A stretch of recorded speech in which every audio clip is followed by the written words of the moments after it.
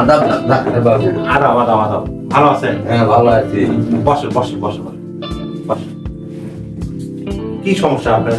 আমার সমস্যা, আমার মেয়ের মাসিক ক্লিয়ার হয়, আবার ক্লিয়ার হয় না। আপনাকে ওষুধপত্র খাওয়ানো, ওষুধপত্র খায়? হ্যাঁ, খোয়াতে ওষুধপত্র খোয়াতে। আসলে বিষয় হচ্ছে কি, মানে মানুষের তো 300টা হরমোন থাকে, 300টা হরমোন তার মধ্যে অনেকগুলো থাকে। আসলে তো এত শর্ট টাইমে তো এইভাবে বলা সম্ভব না। যেহেতু আমার চেম্বারে এসেছেন, 100 বছরের পুরাতন প্রতিষ্ঠান, বাবার দাদার বিরাজ মেডিকেল, আমার দাদা ছিল, বাবা, এখন আমি আছি, মা আছি। তো বিষয় হচ্ছে যে জোর করে পিরিয়ড হওয়ানো ঠিক না।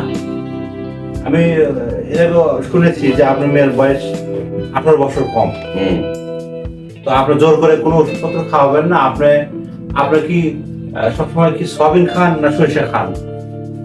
সোয়াবিনই খায়। আপনি সয়াবিন খাবেন না, আজকে থেকে আপনি সয়াবিন বাদ। আচ্ছা। সয়াবিন একবারে আপনি চিরতরে আপনি নমস্কার জানাবেন। নমস্কার, সালাম। সয়াবিন আপনি খাবেন না, সয়াবিন খাওয়া যাবে না। আর জোর করে পিরিয়ড হওয়ার দরকার না। আর যত অসুখ, সেটা হচ্ছে পুষ্টির কারণে। মেয়েদের অনেক অসুখ থাকে। আপনি হয়তো মেয়ের বাবা যার জন্য আসেনি, আপনার জামাইকে মেয়েকে নিয়ে আসবেন, আমরা আপনাকে সঠিক সলিউশন দেব, যেন এই সলিউশনের মাধ্যমে আপনার উপকৃত হয়। এবং আমার চিন্তা চেতনা যেত মেডিসিন ছাড়া প্রয়োগ করা যায়। আর মেয়েকে বেশি বেশি আপনি কচু শাক খাওয়াবেন, আমিষ চাইলে আমিষ খাওয়াবেন, আর দুধ 2 বেলা দুধ খাওয়াবেন।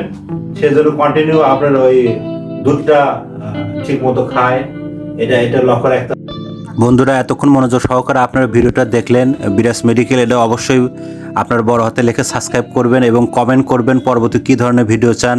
আমি আপনাদের জন্য অক্লান্ত পরিশ্রম করে চেষ্টা করে যাচ্ছি প্রতিনিয়ত। তো আপনারা অবশ্যই রিকোয়েস্ট থাকলো, আপনারা কিন্তু অবশ্যই সাবস্ক্রাইব করেন না, কমেন্ট করেন না, শেয়ার করেন না, তাহলে পরবর্তী কী ধরনের ভিডিও দেব আপনারা অবশ্যই শেয়ার করবেন, কমেন্ট করবেন, সাবস্ক্রাইব করবেন। তো সবাইকে ধন্যবাদ, সবাই ভালো থাকবেন। আল্লাহ হাফেজ।